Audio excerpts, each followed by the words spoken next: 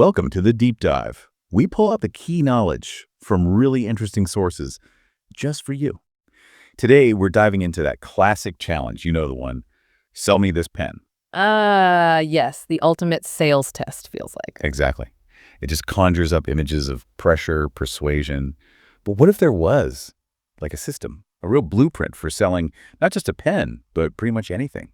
Well, that's what we're digging into today. It's called the straight line system from Jordan Belfort. Yeah, the Wolf of Wall Street guy. Right. And just to be clear up front, we're not really here to talk about him personally. We're looking impartially at the system itself. It's this very structured way of thinking about sales and human psychology. So you listening can take these ideas and see what makes sense for you. Precisely. It's about unpacking the mechanics. And what's interesting right off the bat is how it kind of flips the usual sales pitch. The source material basically says, look, forget listing features. That's a losing strategy. People don't buy specs. They buy benefits, what it does for them. So that's takeaway number one for you. Focus on the outcome, not just the thing itself. Our job today is to boil this down, give you the practical bits quickly. Okay, let's get into it. Okay. So at the absolute core of this whole thing is this mantra. Every sale is the same. Which sounds weird because people are different, right? Their needs, their situations. Totally. And it doesn't mean people are the same. What it means is that for any sale to happen, certain fundamental things have to click into place in the prospect's mind. Ah, okay. So like universal triggers? Kind of. These core elements, they have to line up. Doesn't matter if it's online, offline, big ticket, small ticket. These psychological pieces are always there. That makes more sense. And he pictures this as a straight line. Exactly. Imagine a line. Point A is the start of the conversation, the open. Point B is the close they buy or they don't. Your goal is to keep the conversation moving along that street path. Keep it efficient. Don't wander off track. Right. But here's a key point, and it's actually quite freeing. Not everyone can be closed, or even should be closed. Why is that? Well, for ethical reasons, maybe they aren't a fit. Or they just genuinely don't need what you have. Or maybe they have a super high action threshold. Action threshold, meaning they just hate making decisions. Pretty much, they're just very hesitant to act. And knowing you can't close everyone, it changes things emotionally. How so? When you truly believe you have the skills, the system, to close anyone who is actually closable, you stop taking rejection personally. Okay. It's not about you failing every time someone says no. Exactly. You focus on your process, your closing rate. It becomes more of a numbers game. You know, if 1 in 5 qualified people buy, then those 4 no's are just steps on the path to the yes. Takes the pressure off individual outcomes. That's a big mental shift. Okay, so if we accept that idea, we want to master this process. Yeah. What's step 1? Where do you start on that straight line? It all begins with taking immediate control of the sale, instantly. Control. Why is that so critical? Because if you don't control the conversation, the prospect does, and then you're just reacting, right? It becomes messy, unpredictable. You're not guiding them anywhere. Gotcha. And the system says this happens incredibly fast, like the first few seconds. The first 4 seconds, that's the window. It's where you set the entire tone and perception. It's where it gets really, really interesting. 4 seconds. Okay, what needs to happen? 3 crucial things. You need the prospect to immediately perceive you in 3 specific ways. First, sharp as a tack. Meaning? Smart, on the ball, efficient, someone who gets things done and won't waste their time. A problem solver. Okay. Sharp. What else? Second, enthusiastic as hell. But not like cheesy or fake. Right, not bouncing off the walls. No, it's described as bottled enthusiasm. There's an energy, a power, a conviction in your voice that says, this thing I have, it's genuinely good, it's important. Okay, sharp, enthusiastic. And the third? This one's maybe the most important. An expert in your field. The authority principle. Exactly. We're wired to listen to and trust experts. Think about a doctor, right? You go in, you answer their questions, you basically let them lead because you assume they know best. Yeah, you defer to them. That's the dynamic you need to create. You want them to subconsciously grant you that expert status. So let's connect that back for everyone listening. The source says we're kind of fear-based creatures. We judge books by their covers instantly. It's subconscious, but we're sizing people up constantly. And that split-second judgment determines if we'll listen, if we'll trust them, if we'll let them guide the conversation. Right. If you nail those 3 perceptions, sharp, enthusiastic, expert, you become someone worth listening to. because you've implicitly communicated, hey, I can actually help you get what you want. It's about establishing instant credibility. Okay, how do you possibly do all that in just 4 seconds? Is it the specific words? Surprisingly, no, not primarily. The words themselves, according to the research cited, are only about 9% of the communication. Only 9%. What's the rest? Tonality, how you say the words, that's huge, like 45%. And if you're face-to-face, body language is the other 45%. Wow. So on the phone, where there's no body language. Tonality becomes practically everything. Your voice is the body language. It paints the mental picture for the prospect. Tonality is called the secret language of influence. Okay, give us an example. Make it real. How does this sound different? All right, think of a standard, flat, cold call opening. Maybe. Hi, this is Jordan Belfort calling from XYZ Company in New York. How are you today? Just facts stated. Yeah, sounds pretty robotic, salesy. Right. Now compare that using this idea of phrasing declarations as questions. It's subtle. It might sound more like, hey, it's Jordan Belfort calling from XYZ Company in New York. How you doing today? Hear that slight upward inflection, that questioning tone? Yeah, it sounds friendlier, more curious, Mm. less like a script. Exactly. And psychologically, it does something interesting. It puts their brain into search mode. Search mode. Yeah, like their conscious mind is trying to process, do I know this guy at XYZ Company? It sort of occupies their analytical brain for a split second. Like the spinning beach ball on a Mac. Kind of. And while the conscious mind is busy, the unconscious mind hears the underlying message in the tonality. You know me, right? We're familiar. I actually care how you are. It bypasses that initial sales resistance wall. Fascinating. Just changing the sound changes the whole interaction. Okay, so you've used tonality. You've got control. They see you as sharp, enthusiastic expert. What's the next step on the straight line? Now, you use that control for intelligence gathering, Digging for information. but strategically. Asking smart questions. You need to really understand their world. What do they need? What do they value? What are their pain points? What's keeping them up at night? And crucially, are they actually in a position to buy the financial qualification part? So it's like being a detective, Or a consultant, maybe. And while you're asking, you need to be doing active listening. not just waiting for your turn to talk. Right. It's about truly hearing them, giving feedback, maybe saying, okay, so if I understand correctly, the real issue is X. Show them you get it.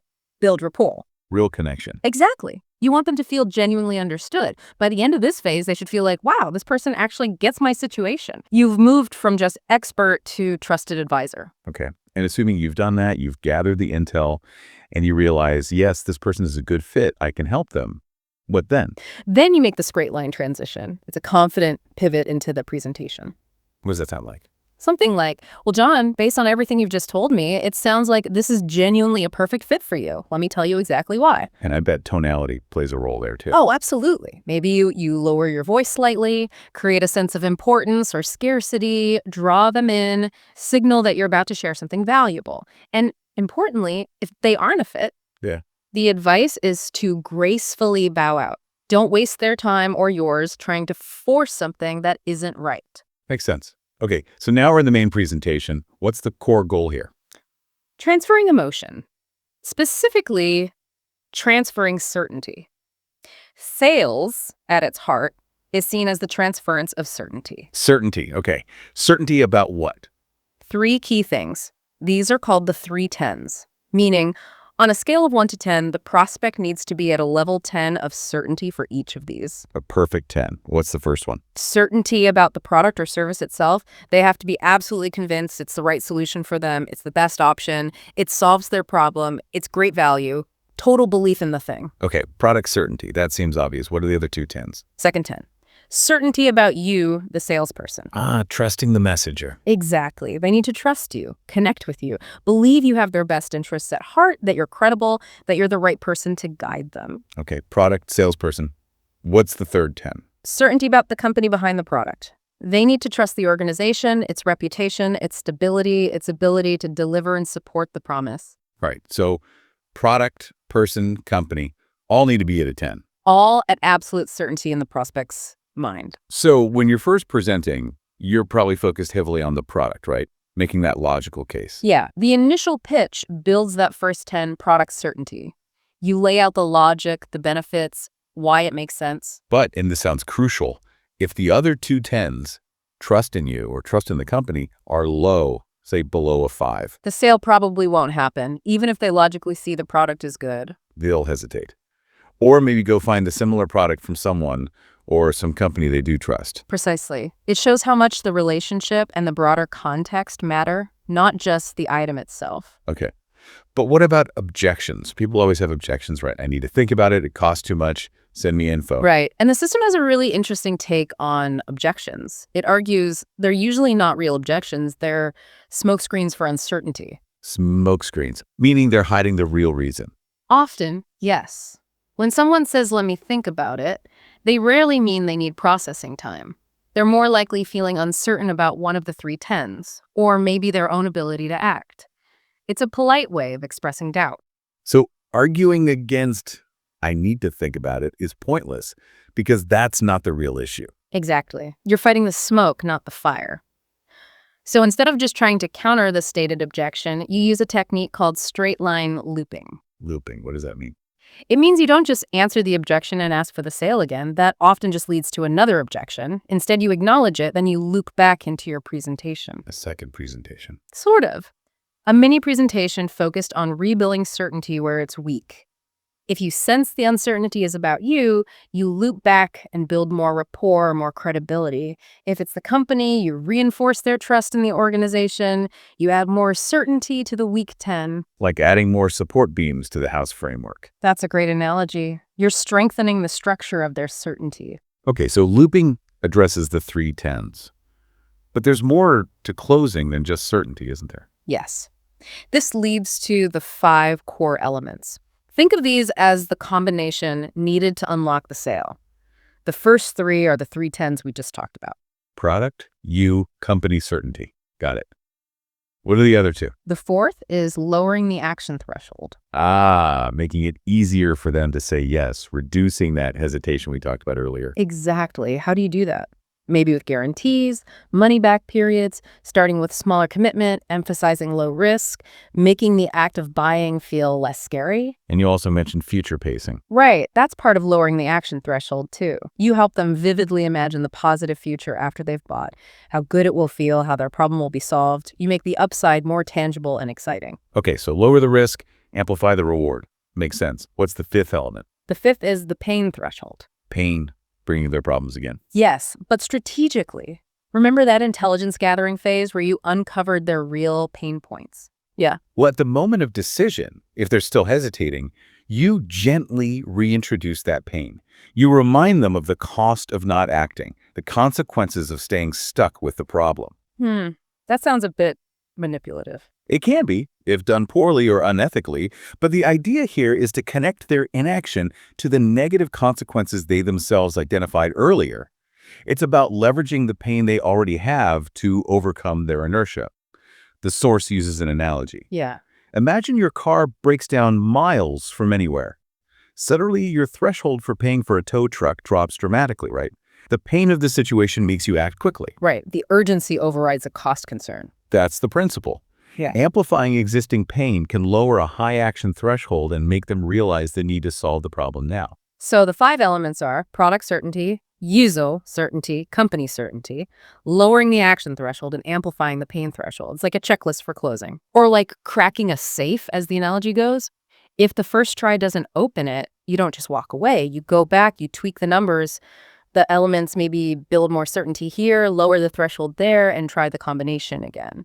It's systematic. Wow, okay, so that's a lot. Yeah. We've gone from controlling the first 4 seconds with perception and tonality through gathering intelligence and building that deep rapport. Creating absolute certainty across the product, yourself, and the company, the 3 10s. And then using looping and those 5 core elements to navigate objections and actually close the deal. It's definitely a comprehensive system. But no kidding. And one thing the source stresses is the good enough factor. You don't have to be perfect at this right away. Just being okay at it can make a difference. Apparently, yeah. Even moderate skill can yield incredible results. But mastery, that's where they claim you can close anyone who's closable. And the tools for that execution, like we touched on, are those specific tonalities using your voice to convey certainty, scarcity, intrigue, and so on. Okay, so wrapping this up, what's the big takeaway for everyone listening? This isn't just for people in pinstripe suits trying to sell stocks, right? Not at all. I mean, think about it. Understanding influence, how to communicate clearly, how to build certainty, how to understand what holds people back. That's useful everywhere. In meetings, negotiating, even just getting your ideas across more effectively. Absolutely. Leading a team, advocating for a project, maybe even in personal relationships sometimes, it's fundamentally about understanding human interaction and decision-making. So it's a life skill, really, disguised as a sales system. You could definitely see it that way. And it leaves us with a final kind of provocative thought from the source material. Oh, yeah. What's that? It's this idea. The only thing standing between you and your goals is the bullshit story you're telling yourself as to why you can't achieve it. It's correct. It is. But think about it in this context. How much of our own hesitation, our own inability to persuade or achieve things, comes down to our internal lack of certainty, our own limiting stories. So mastering this isn't just about influencing others, but maybe influencing ourselves too. Yeah. Overcoming our own mental blocks. That's the challenge it seems to pose. If you can learn to build certainty and overcome objections out there, maybe you can apply those same principles inward to achieve whatever goals you've set for yourself. Something to think about.